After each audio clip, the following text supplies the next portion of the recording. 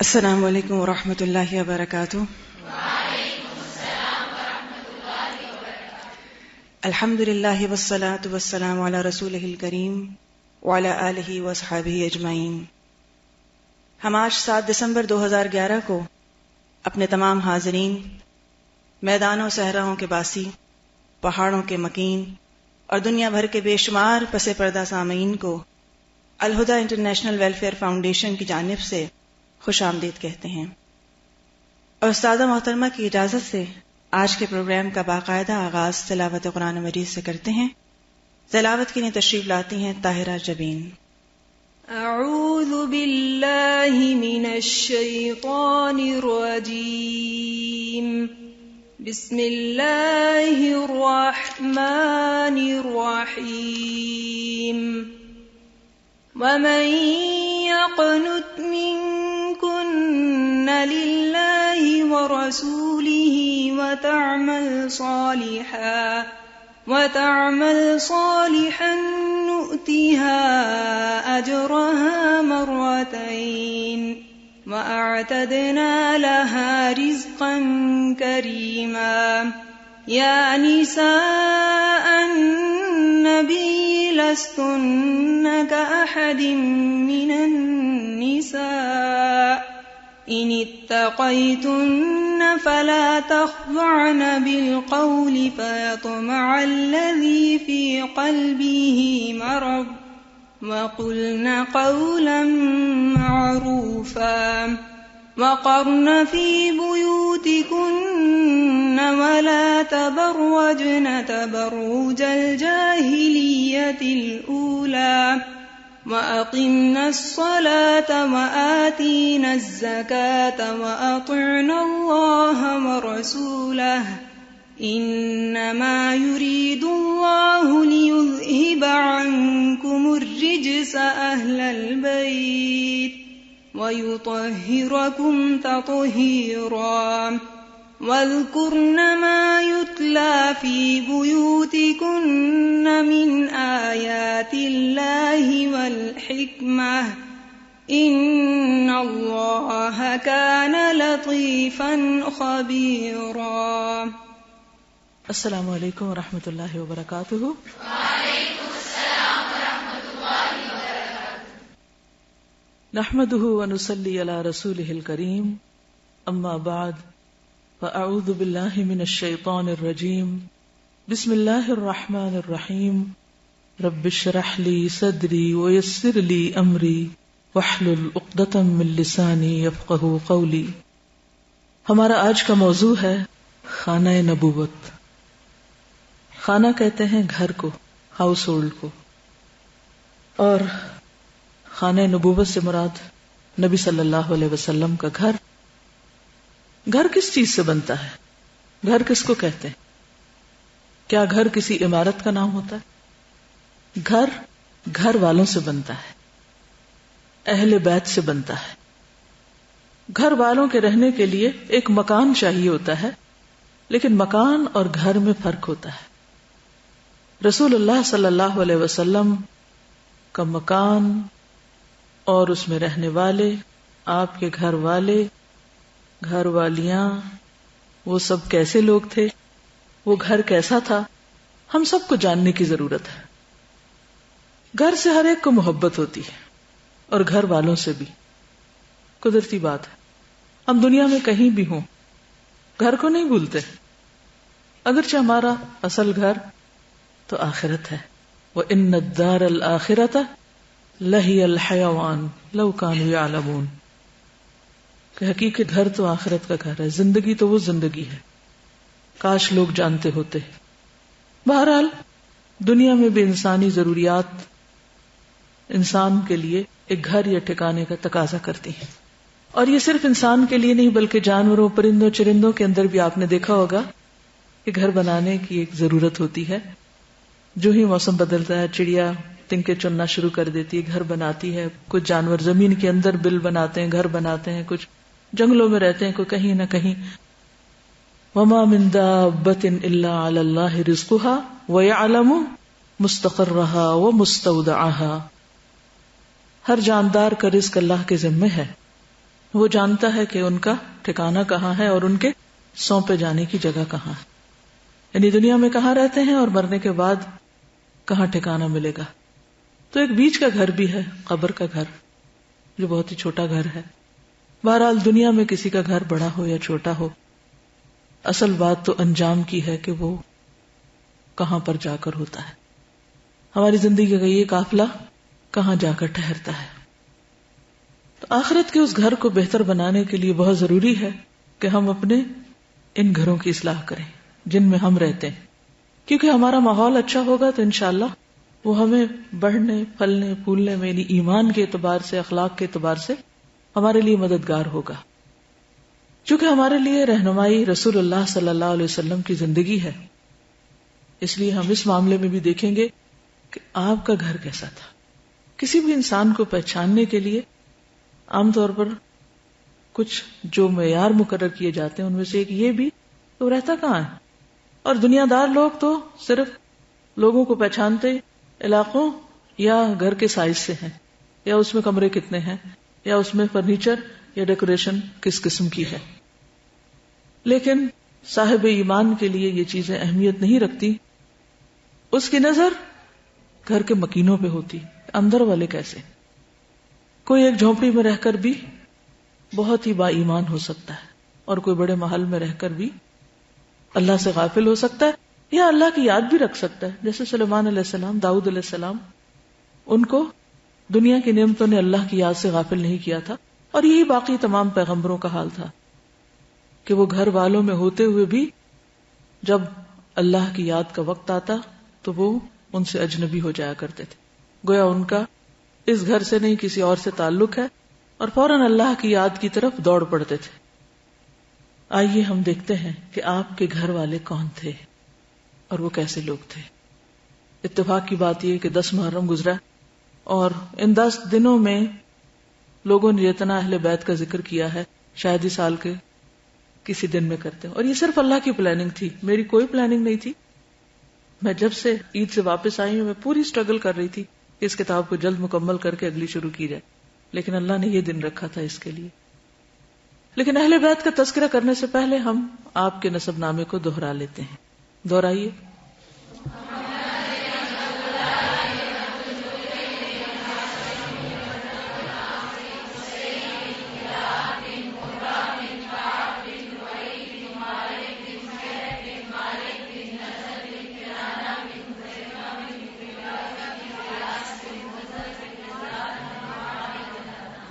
یہ آخر میں کیا ہو گیا؟ ہاں جوش خروش ٹھنڈا کیوں ہو گیا؟ ہاں کبھی کبھی دوہرا لیا کریں اس کو.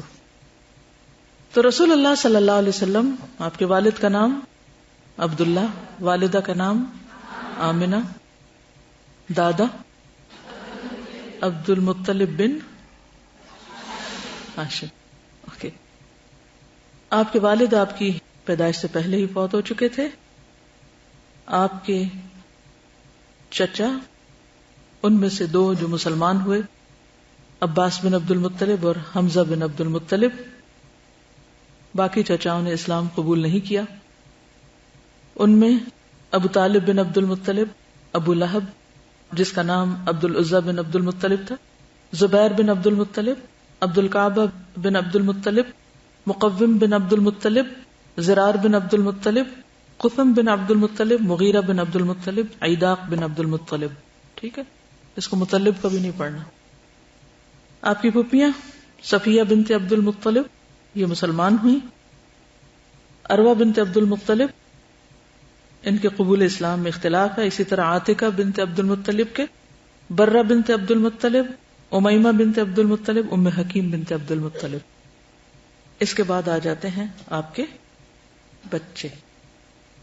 بچوں کا ذکر اس لیے پہلے کروں گی کہ آپ کے ایک بچے کے سوا سب بچے حضرت خدیجہ سے تھے، جو آپ کی سب سے پہلی اہلیہ تھی، اور آپ کے 2 بیٹے تھے. کیا نام تھا؟ قاسم اور عبداللہ.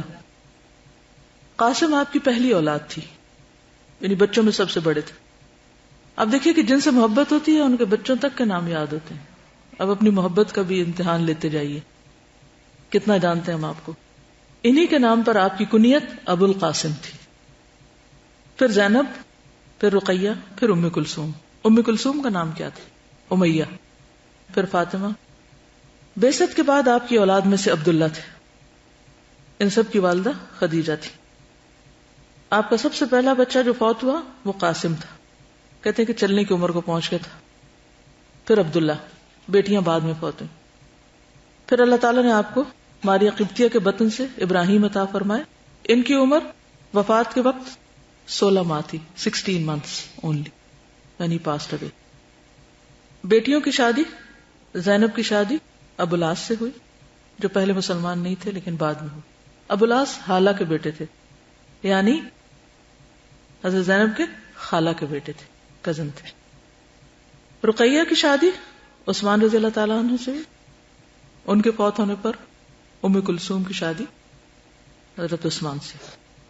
فاطمہ رضی اللہ تعالیٰ عنہ کی شادی حضرت علی بن ابی طالب سے. بیٹیوں کی اولاد میں نواسے اور نواسیاں. ابوالعاص کے 2 بچے، علی بن ابوالعاص اور امامہ بنت ابوالعاص. امامہ چھوٹی بچی جو حضور صلی اللہ علیہ وسلم کی نماز کے وقت بھی آپ کے کندھوں پہ بعض اوقات سوار ہو جاتی تھی اور آپ ان کو لے کے بھی نماز پڑھتے رہتے تھے. پھر حضرت عثمان کی اولاد میں سے عبداللہ، اور اسی طرح ام کلثوم بنت علی، اور حضرت فاطمہ کی اولاد میں سے حسن بن علی، حسین بن علی، اور ایک روایت کے مطابق محسن بن علی بھی. پھر آپ کی نواسیوں میں امامہ بنت ابوالعاص، ام کلثوم بنت علی، زینب بنت علی اور رقیہ. انہوں نے بچپن میں ہی وفات پائی تھی. یہ بھی ایک نواسی تھی. تحقیق کے باوجود یہ نہیں پتا چلا کہ یہ بچی ان میں سے کس کی تھی. آپ کی ازواج مطہرات خدیجہ بنت خویلد، سودہ بنت زمع، عائشہ بنت ابی بکر، حفصہ بنت عمر، زینب بنت خزیمہ، ام سلمہ بنت ابی امیہ، زینب بنت جہش، جویریہ بنت حارث، ام حبیبہ بنت ابی سفیان، صفیہ بنت حیی بن اخطب، میمونہ بنت حارث. اور ملک یمین میں ماریہ قبطیہ اور سیدہ ریحانہ. آپ کی رضائی والدائیں، ذکر مجھے پہلے کرنا چاہیے تھا کیونکہ والدہ کے ساتھ، لیکن پہلے نسب کا ذکر پھر رضاعت کا، کیونکہ رشتے نسب کے ساتھ بھی ہوتے ہیں اور رضاعت کے، اور رضاعت بھی ان چیزوں کو حرام کرتی ہے جو نسب کرتا ہے. سب سے پہلے ابو لہب کی لونڈی سویبہ نے آپ کو دودھ پلایا. سویبہ، ٹھیک. سویبہ سے حضرت حمزہ بن عبد المطلب نے بھی دودھ پیا تھا، تو وہ آپ کے رضائی بھائی بھی تھے، چچا بھی تھے لیکن رضائی بھائی بھی تھے. مسروح سویبہ کے اپنے بیٹے تھے. اور پھر اسی طرح ابو سلمہ جو تھے، کون؟ ام سلمہ کے شوہر، انہوں نے بھی سویبہ سے دودھ پیا تھا. پھر ابو سفیان بن الحارث. تو یہ لوگ ہیں جو یعنی آپ کے رضائی بھائی بنتے ہیں ایک طرح سے. حلیمہ سعدیہ سے عبداللہ بن حلیمہ اور انیسہ، اور رضائی بہن شیماء، ایک ہی رضائی بہن ہے. اور ویسے بھی جو رضائی بہن بھائی ہوتے ہیں وہ بھی ایک طرح سے بہن بھائیوں کے درجے ہوتے ہیں، لیکن آپ کے حقیقی کوئی بہن بھائی نہیں تھے، آپ اکلوتے تھے. عام طور پر یہ خیال کیا جاتا ہے کہ اہل بیت میں صرف کون کون آتا ہے؟ جب اہل بیت کا نام لیتے تو آپ کے ذہن میں کون لوگ آتے ہیں؟ حضرت علی، فاطمہ، حسن اور حسین. عموماً باقی لوگوں کا ذکر نہیں کیا جاتا. حضرت علی اہل بیت میں شامل ہیں، نبی صلی اللہ علیہ وسلم کے چچا زاد ہیں، لیکن دوسرے چچا زاد بھی پھر اسی درجے میں شامل ہو جائیں گے. کون؟ جیسے عبداللہ بن عباس، جعفر طیار، عقیل، یہ بھی اہل بیت میں سے. کیونکہ آگے چل کر میں بتاؤں گی کہ کن لوگوں کو صدقہ حرام ہے، کن کن کی آل میں، کیونکہ جن پہ صدقہ حرام تھا وہ آپ کے اہل بیت تھے. اسی طرح حضرت علی اگر آپ کے داماد ہیں تو حضرت عثمان آپ کے دوہرے داماد ہیں، 2 بیٹیوں کے شوہر ہیں. حضرت فاطمہ کے علاوہ ام کلثوم اور رقیہ بھی آپ کی بیٹیاں ہیں، تو ان کے شوہر جو ہیں حضرت عثمان ایک طرح سے اہل بیت میں شامل ہو جاتے. اسی طرح حضرت حسن اور حسین آپ کے نواسے ہیں، تو اسی طرح علی اور امامہ بنت ابی العاص جو ہیں وہ بھی آپ کے نواسے اور نواسی ہیں. اور حضرت رقیہ کے بیٹے عبداللہ بن عثمان بھی. جہاں تک ازواج مطہرات کا تعلق ہے تو ان کا اہل بیت میں سے ہونا قرآن مجید سے ثابت ہے. جو آیت آج آپ کے سامنے تلاوت کی گئی، کون سی آیت؟ سورۃ الاحزاب کی جہاں سے 22واں پارہ شروع ہوتا ہے، یہاں سے ہم نے آج کی آیات کا انتخاب کیا تھا. وَمَن يَقْنُتْ مِنْكُنَّ لِلَّهِ وَرَسُولِهِ وَتَعْمَلْ صَالِحًا، ازواج مطہرات کو خطاب ہے کہ جو تم میں سے اللہ اور رسول کی اطاعت کرے گی، وَتَعْمَلْ صَالِحًا اور نیک کام کرے گی، نُؤْتِهَا أَجْرَهَا مَرَّتَيْن، ہم اس کو اس کا اجر ثواب دگنا دیں گے، کیونکہ ان کی ذمہ داری بھی دگنی تھی. اور پچھلی آیت سے پتہ چلتا ہے کہ اگر انہوں نے کوئی غلط کام کیا تو سزا بھی دگنی. جتنا بڑا درجہ اور عہدہ ہوتا ہے اتنا بڑا ریوارڈ انعام کے ساتھ ساتھ غلطی کی صورت میں پکڑ بھی زیادہ ہوتی ہے. وَأَعْتَدْنَا لَهَا رِزْقًا كَرِيمًا، اور ہم نے اس کے لیے باعزت رزق یعنی بہترین مہمان نوازی تیار کر رکھی ہے آخرت میں. یا نساء النبی لستن کأحد من النساء، یہاں سے ان کا درجہ تمام عورتوں سے بلند ہو جاتا ہے. ازواج مطہرات عام عورتوں کی طرح نہیں ہیں، وہ اللہ کے رسول صلی اللہ علیہ وسلم کی ازواج ہیں. تو عام عورتوں میں کوئی کتنا بھی نیک ہو، کتنا بھی بلند درجے پر ہو، وہ ازواج مطہرات کے درجے کو نہیں پہنچ سکتا. ان عورتوں میں کیا خوبی تھی حقیقت اللہ جانتا ہے، لیکن اللہ نے ان کو خود اپنے نبی کے لیے منتخب کیا تھا. اللہ کے اذن سے وہ اس گھرانے کا حصہ بنی تھی، اس لیے ان میں سے کسی کا بھی انکار نہیں کیا جا سکتا. لستن کأحد من النساء ان اتقیتن، اگر تم اللہ سے ڈرتی ہو، فلا تخضعن بالقول، تو کسی مرد سے دبے لہجے میں بات نہ کرنا. فیطمع الذی فی قلبہ مرض، تو دل کا مریض کوئی تما لگا بیٹھے گا. دل کے مریض کون ہوتے ہیں؟ فی قلوبہم مرض کس کے لیے کہا گیا؟ منافقین کے لیے. وقلن قولا معروفا، اس کا یہ مطلب نہیں کہ بات ہی نہیں کر سکتی، بھلے انداز میں بات کر سکتی ہو. وقرن فی بیوتکن، اور اپنے گھروں میں ٹک کر رہو. ولا تبرجن تبرج الجاہلیت الاولی، اور دور جاہلیت کی سج دھج نہ دکھاتی پھرو. واقمن الصلاۃ، نماز قائم کرو. وآتین الزکاۃ، زکات دیتی رہو. واطعن اللہ ورسولہ، اللہ اور اس کے رسول کی اطاعت کرو. انما یرید اللہ، بے شک اللہ چاہتا ہے، لیذھب عنکم، کہ لے جائے تم سے، الرجس، گندگی کو، اہل البیت، اے اہل بیت. تو اہل بیت میں کون شامل ہے؟ ازواج بھی. اور گواہی کون دے رہا ہے؟ قرآن. اس لیے ان کو ایکسکلوڈ نہیں کیا جا سکتا. وَيُطَهِّرَكُمْ تَطْهِيرًا، اور وہ چاہتا ہے کہ تم کو پاک کر دے، اچھی طرح پاک کرنا. تو اس کا مطلب یہ ہے کہ ازواج مطہرات کو اللہ نے اچھی طرح پاک کر دیا تھا.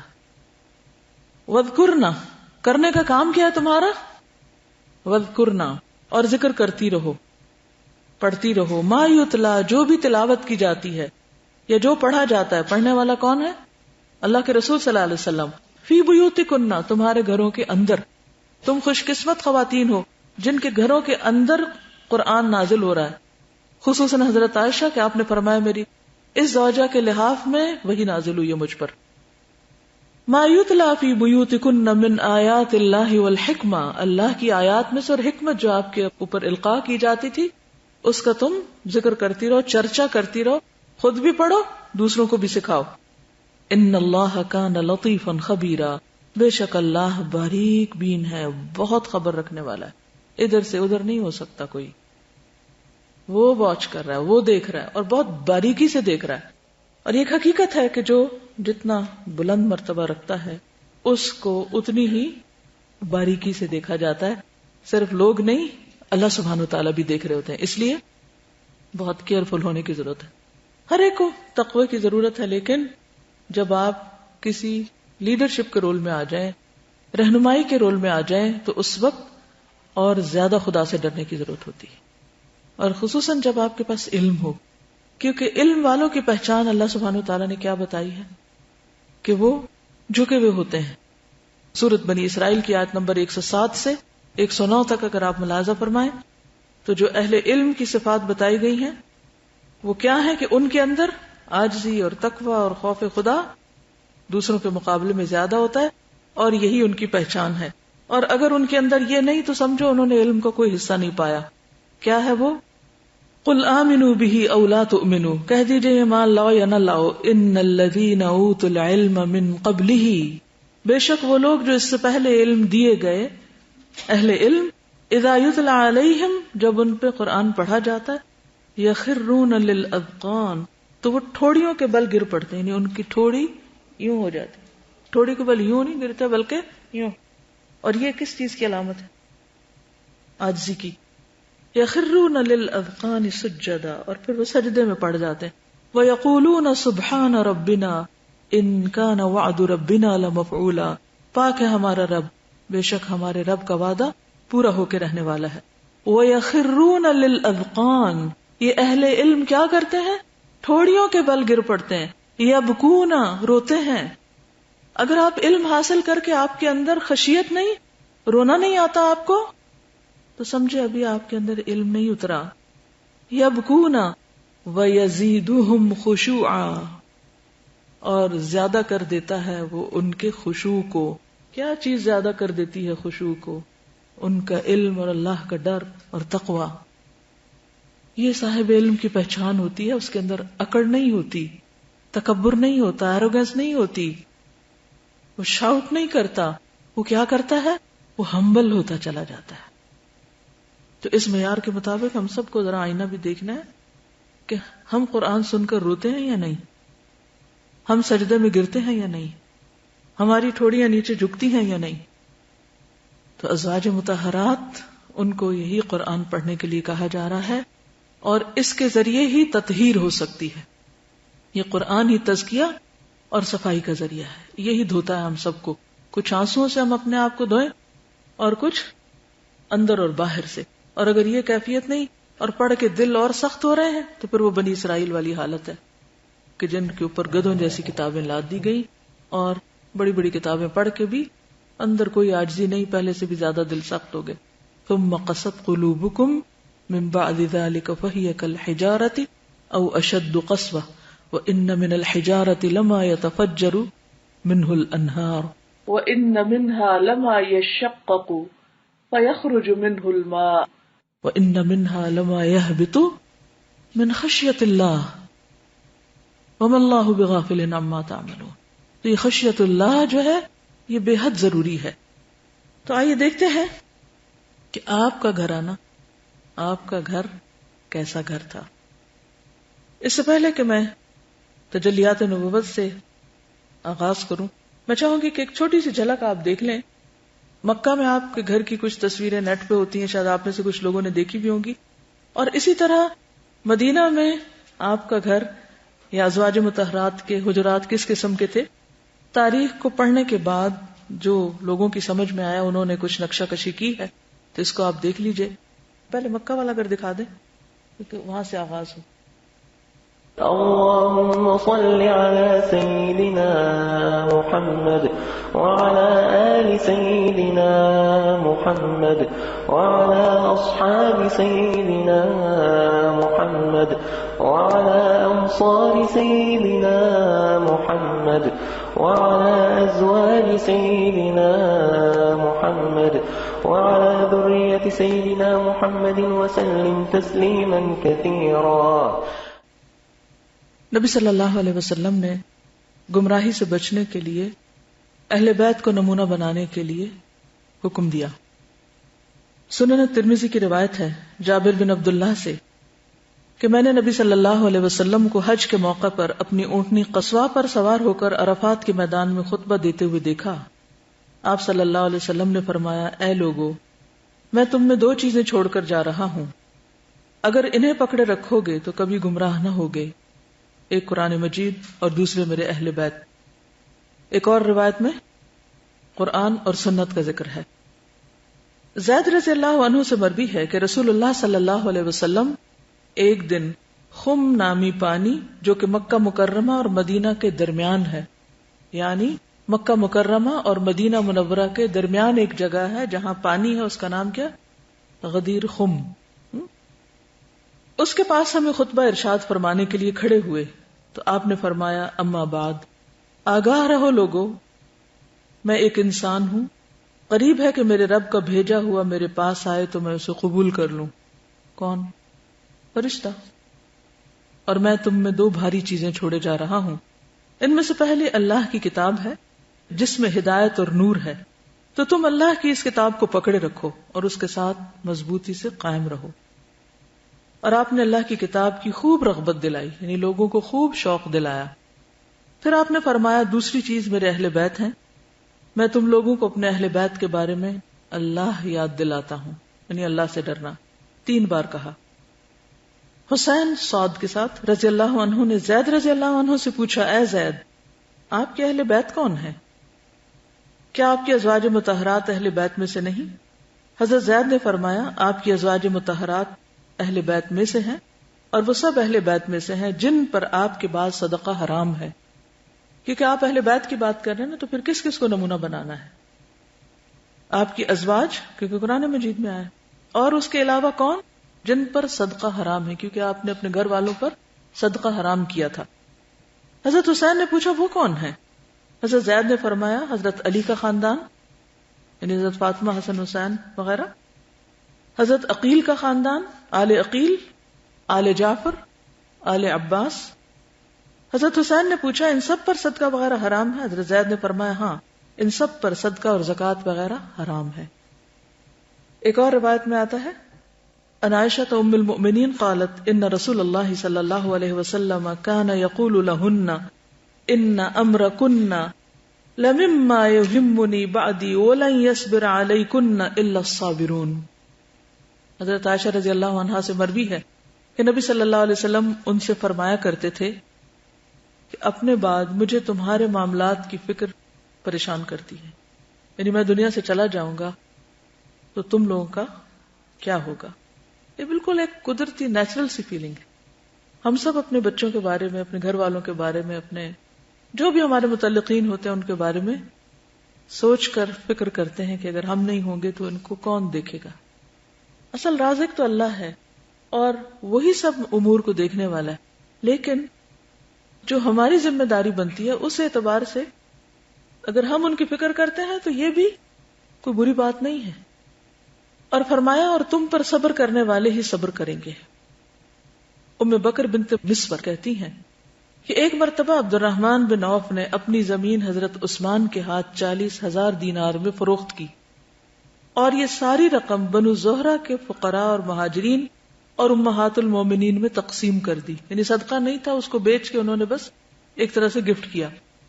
مسور کہتے ہیں میں نے حضرت عائشہ کا حصہ لیا اور لے کر ان کے پاس گیا، یعنی جو ان کے حصے میں، کیونکہ بہت سارے لوگوں میں تقسیم ہوا تھا، 40,000 میں سے جو حضرت عائشہ کا حصہ تھا وہ لے کر گیا. انہوں نے پوچھا یہ کس نے بھیجا ہے؟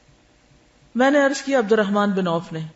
انہوں نے فرمایا میں نے نبی صلی اللہ علیہ وسلم کو یہ فرماتے ہوئے سنا ہے کہ میرے بعد تم پر مہربانی کرنے والے وہی لوگ ہوں گے جو صابرین ہیں. کیونکہ پچھلی حدیث میں کیا ہے کہ تم پر صبر کرنے والے ہی صبر کریں گے.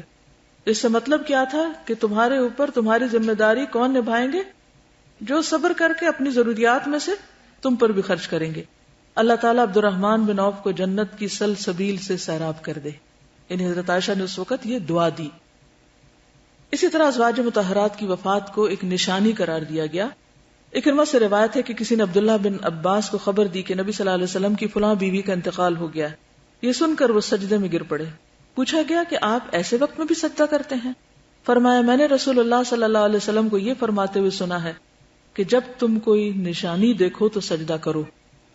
جب کوئی تم نشانی دیکھو، یعنی انیوژل چیز یا کوئی خاص بات ہو تو سجدہ کرو. اور نبی صلی اللہ علیہ وسلم کی ازواج کے انتقال سے بڑھ کر اور نشانی کون سی ہوگی؟ یعنی اہم واقعہ کیا ہوگا؟ نشانی سے مراد اہم واقعہ کیا ہوگا؟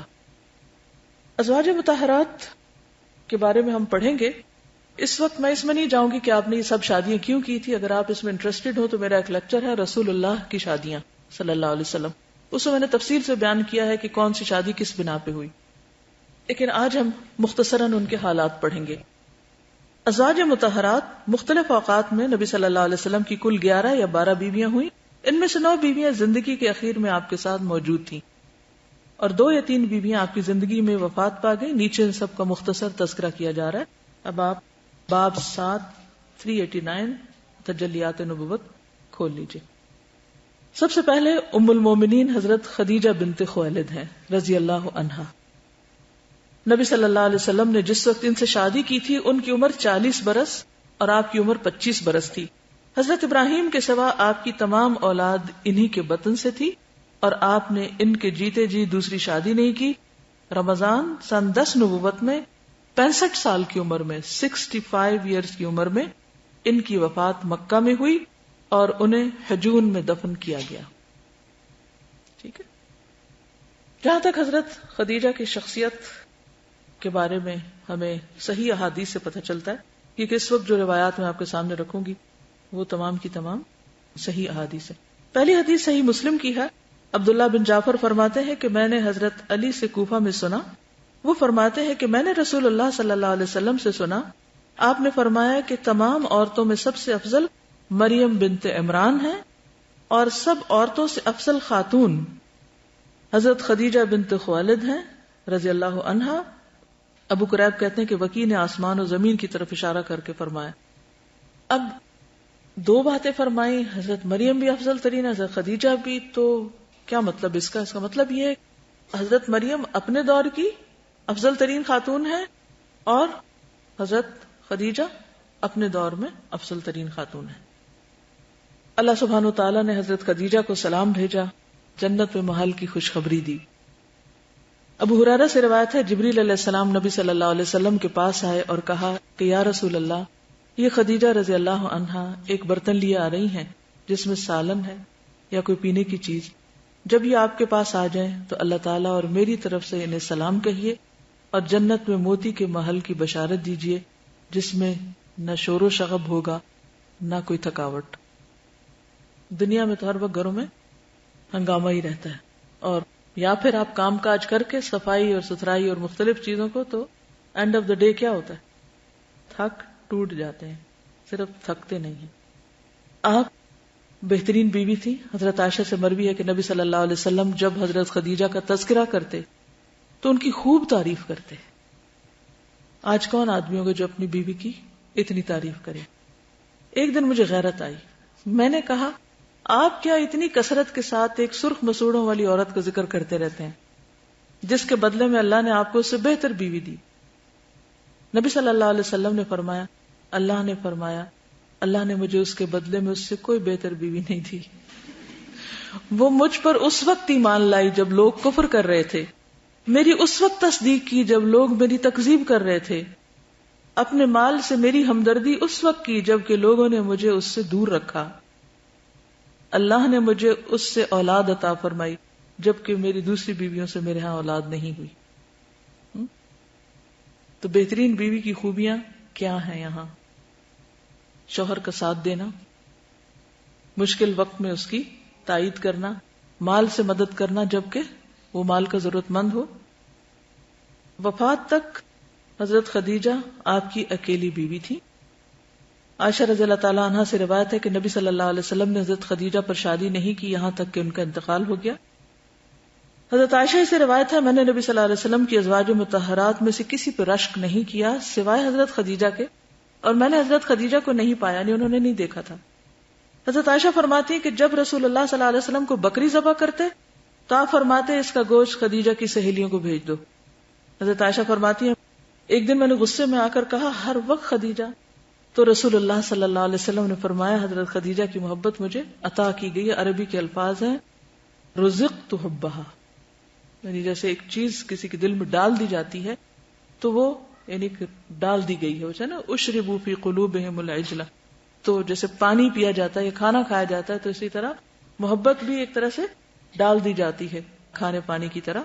تو آپ صلی اللہ علیہ وسلم برملا ذکر کریں. اب آپ دیکھیے کتنی سچائی ہے. عام طور پر اگر کوئی مرد شادی کر بھی بیٹھے دوسری تو جھوٹ بول بول کے پہلی بیوی کے ساتھ اور پہلی کے بارے میں دوسری سے اور دوسری کے پہلی کرے جی نہیں کہ سچ بولے کہ کس کا مقام اور مرتبہ کتنا ہے. لیکن یہاں پر آپ صلی اللہ علیہ وسلم نے اس کے باوجود کے منفی ری ایکشن سامنے آ رہے، اس کے باوجود کہ حضرت عائشہ ان کو بہت عزیز تھی، لیکن حضرت خدیجہ کے مقام میں ایک قطرہ برابر بھی کمی نہیں کی، بھولے سے بھی نہیں کی، ہمیشہ اقرار کیا اس کا. ان کی وفات کے بعد بھی کثرت سے ان کا ذکر کرتے تھے. اس سے پتہ چلتا ہے کہ وہ کیسی بیوی تھی، کیا ان کا اخلاق اور کیسا کردار تھا. حضرت عائشہ سے روایت ہے کہ میں نے نبی صلی اللہ علیہ وسلم کی ازواج مطہرات میں سے کسی عورت پر اتنا رشک نہیں کیا جتنا خدیجہ پر کیا ہے، کیونکہ نبی صلی اللہ علیہ وسلم ان کا ذکر کثرت سے کرتے تھے اور میں نے ان کو کبھی دیکھا نہیں، کیونکہ وہ میرے نکاح سے پہلے ہی وفات پا چکی ہیں. اس وجہ سے کہ میں اکثر آپ کو ان کا ذکر کرتے ہوئے سنتی تھی تو اللہ تعالیٰ نے آپ کو حکم دیا کہ خدیجہ کو جنت میں موتی کی محل کی بشارت دیں، اور آپ ان کی سہیلیوں کو بھی تحفے میں بکری وغیرہ کا گوشت بھیجا کرتے تھے. حضرت خدیجہ سے ملتی جلتی آواز ان کی بہن کی تھی. ایک مرتبہ وہ جب آئیں حالہ بنت خویلد، انہوں نے آنے کی اجازت مانگی تو آپ کو حضرت خدیجہ کا اجازت مانگنا یاد آ گیا. آپ صلی اللہ علیہ وسلم اس کی وجہ سے خوش ہوئے اور فرمایا اللہم حالہ، عربی میں آتا ہے یا اللہ یہ تو حالہ ہیں. یہ دیکھ کر وہ کہتی ہیں کہ مجھے رشک آ گیا، اور میں نے کہا کہ آپ ایک بھاری گالوں والی عورت کو یاد کرتے رہتے ہیں، کیونکہ بھاری گالوں سے مراد ہے کہ جب انسان عمر میں زیادہ ہو جاتی ہے تو گال لٹک جاتے ہیں نا، تو وہ جیسے لگتا ہے جیسے ہیوی ہو گئے. ایک لمبی مدت ہوئی وہ انتقال کر چکی ہیں، تو اللہ نے آپ کو ان سے بہتر بدل عطا فرمایا ہے. یعنی حضرت عائشہ بھی کبھی کسی موقع پر اپنے جذبات کا اظہار کرنے سے نہیں رہتی ہیں، اور حضور صلی اللہ علیہ وسلم بھی ہمیشہ سچ بولتے ہیں. حضرت انس کہتے ہیں نبی صلی اللہ علیہ وسلم کے پاس کوئی چیز لائی جاتی، پیچھے بکری کا ذکر، یہاں یہ کہ آپ کے پاس کوئی ہدیہ بھیجتا، آپ فرماتے فلاں عورت کو دے آؤ جو خدیجہ کی سہیلی تھی، فلاں عورت کو دے آؤ وہ خدیجہ سے محبت کرتی تھی. یعنی یہ بھی آپ کر سکتے تھے نا فلاں ازواج مطہرات میں سے کسی کو دے آؤ، لیکن آپ حضرت خدیجہ کی سہیلیوں تک کو یاد رکھتے تھے. اس میں سیکھنے کی کون سی بات ہے؟ کیا اہم بات سیکھی آپ نے؟ کیا بات پتہ چلتی؟ جی، محبت کے تقاضے. ٹھیک ہے، یعنی محبت کی وجہ سے جھوٹ نہ بولیں کہ مجھے محبت نہیں ہے تو بولیں کہ ہاں ہے. نمبر 2 یہ کہ وفات کے بعد کسی کے ساتھ حسن سلوک کیسے کیا جاتا ہے، احسانات کا بدلہ کیسے دیا جاتا ہے. انہوں نے آپ پر مال خرچ کیا تھا، اور آپ کے پاس جو مال یا کوئی ہدیہ ہوتا تو آپ ان کی دوستوں کو ایک طرح سے اس احسان مندی کے ساتھ بھجواتے تھے، ان کو بھی یاد رکھتے تھے. تو اس سے پتہ چلتا ہے کہ صرف ایک انسان سے محبت نہیں ہوتی، اس کے متعلقین سے محبت بھی لازم ہے. ہمیں بھی صرف نبی صلی اللہ علیہ وسلم ہی سے محبت نہیں، آپ کے اہل بیت، خانہ نبوت، آپ کی ازواج، آپ کی اولاد اور اولاد کی اولاد، اور آپ کے باقی رشتہ دار جو ہیں چچا پھوپھیاں وغیرہ، ان سے بھی محبت کرنی چاہیے. اور کوئی بات؟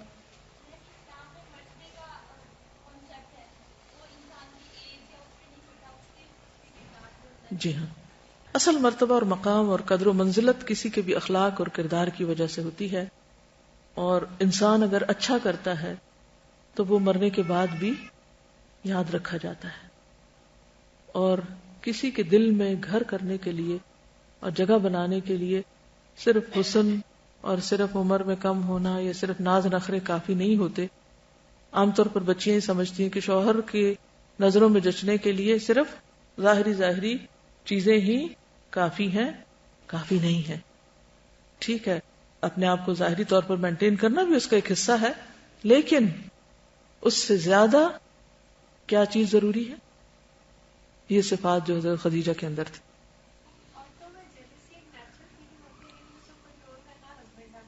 بالکل ٹھیک ہے، عورتوں میں جیلسی ایک نیچرل چیز ہے، وہ رکھ دی گئی ہے، وہ نکل نہیں سکتی، لیکن اس کو کنٹرول کرنا اور اپنی جگہ پہ رکھنا پھر مرد کا کام ہے.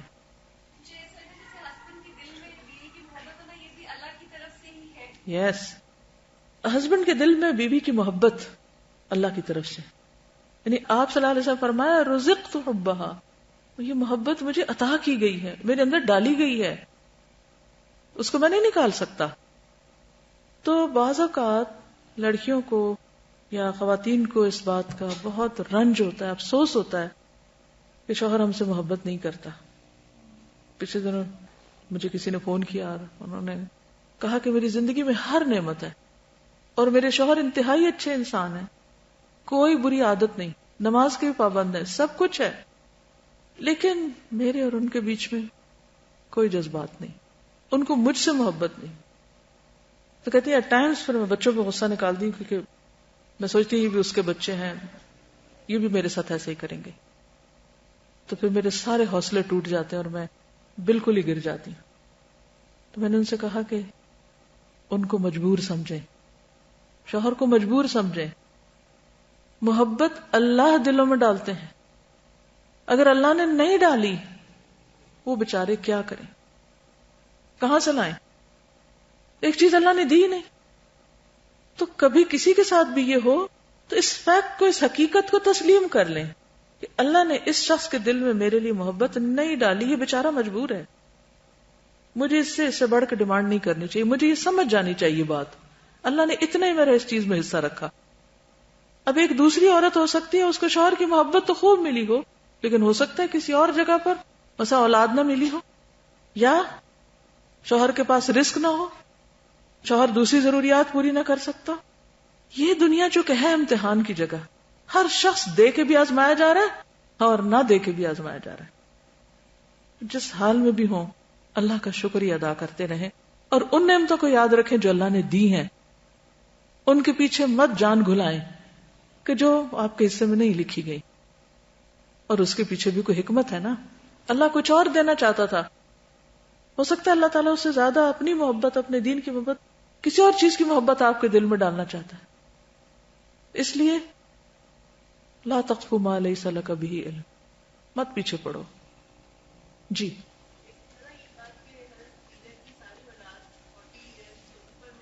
جی ہاں، یہ بہت اہم بات ہے. ہمارے ہاں عام طور پر ڈاکٹرز بہت ڈراتے ہیں اور کہتے ہیں لیٹ ایج پریگنینسی ہے، اور اب تو ہر خاتون کی صحت فرق ہو سکتی ہے، کچھ اس سے پہلے بھی بیمار ہو جاتی ہیں اور نہیں بچے پیدا کر سکتی. لیکن یہ ہے کہ خود سے ہی پہلے سے ہی فیصلہ کر لینا اور اس کو طبی لحاظ سے غلط سمجھنا یہ بھی درست نہیں ہے. بلکہ میں نے دیکھا ہے کہ جو لیٹ ایج کی اولاد ہوتی ہے وہ زیادہ ہی کچھ ہوشیار ہوتی ہے. شاید وہ ماں باپ میچور ہو چکے ہوتے ہیں تو وہ بہت ہی میچور معاملہ کرتے ہیں ان بچوں کے ساتھ، تو وہ عمر سے پہلے ہی میچور ہو جاتے ہیں.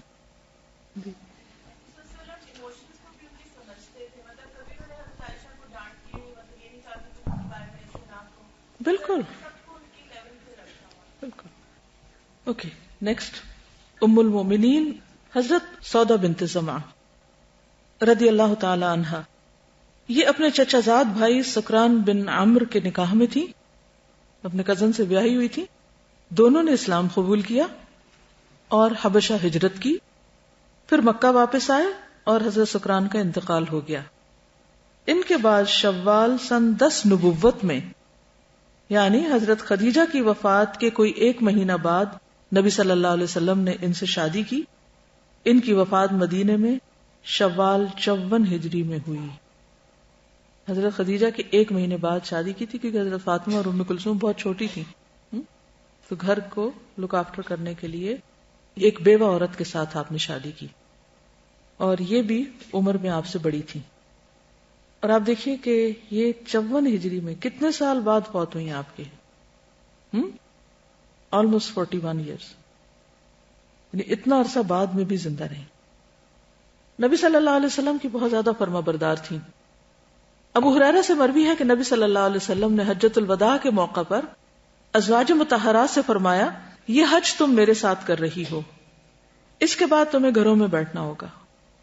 چنانچہ تمام ازواج مطہرات کے حج پر جانے کے باوجود، یعنی بعد میں دوسری ازواج حج پہ جاتی تھی، لیکن حضرت زینب بنت جہش اور سودا بنت زمعہ نہیں جاتی تھی. فرماتی تھی کہ اللہ کی قسم، نبی صلی اللہ علیہ وسلم سے یہ بات سننے کے بعد ہمارا جانور کبھی حرکت میں نہیں آ سکتا، یعنی سواری نہیں جائے گی کہیں. نبی صلی اللہ علیہ وسلم کی رضا کی خاطر انہوں نے اپنی باری بھی چھوڑ دی تھی. حضرت عائشہ سے روایت ہے کہ انہوں نے بیان کیا کہ رسول اللہ صلی اللہ علیہ وسلم جب سفر کا ارادہ کرتے تو بیویوں کے درمیان قرعہ اندازی کرتے، تو ان میں سے جس کا نام نکلتا اس کو آپ اپنے ساتھ لے جاتے تھے.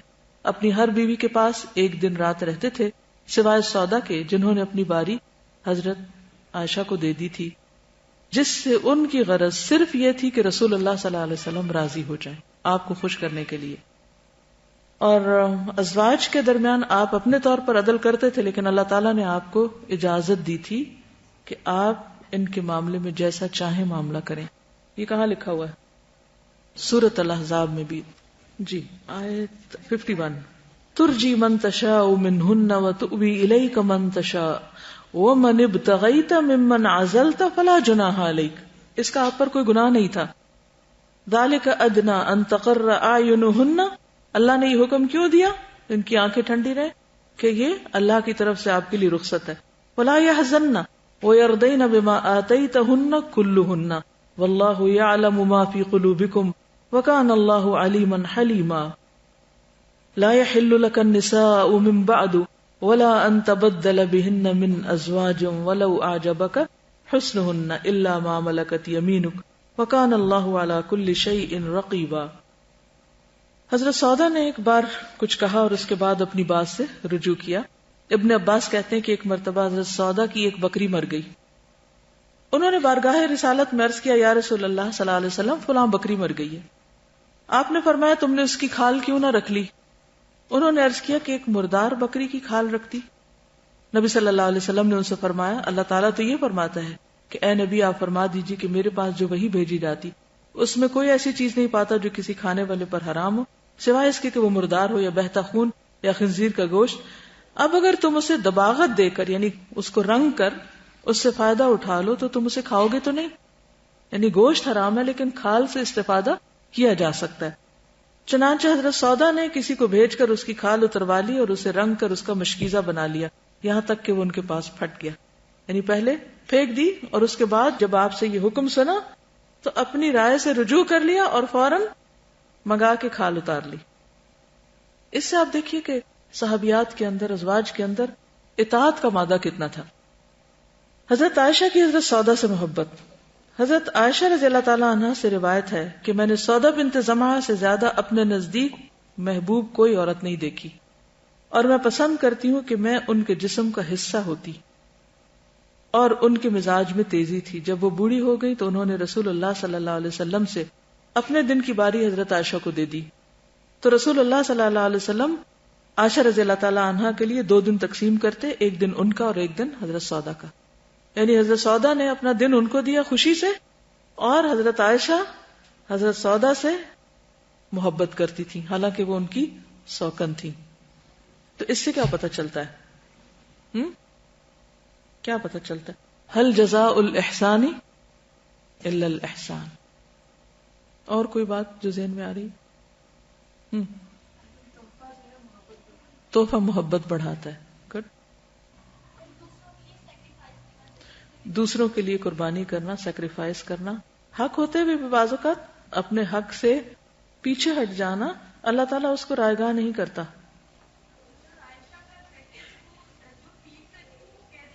yes.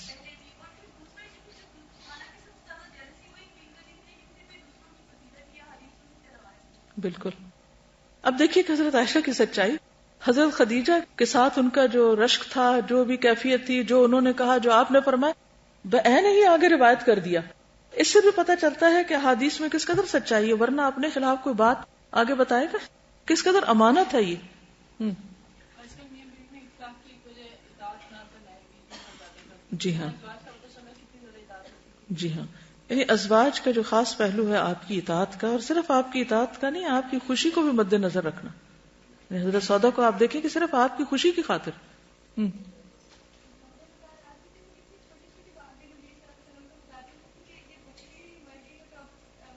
یہی تو انہوں نے پھر اسی سے تو دین سیکھا اور پھر آگے لوگوں کو سکھایا.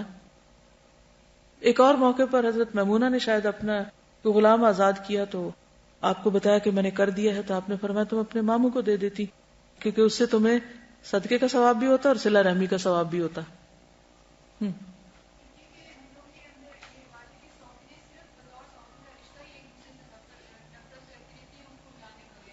جی ہاں. یعنی یہ ایک عجیب انوکھا پہلو ہے کہ ایک سوکن سے اتنی محبت کرے کہ وہ کہے کاش میں ان کے جسم کا حصہ ہوتی. کوئی چھوٹی سی بات ہے. بالکل. اصل بات ہے کہ اخلاق کیا ہے. رشتہ کوئی بھی ہو سکتا ہے.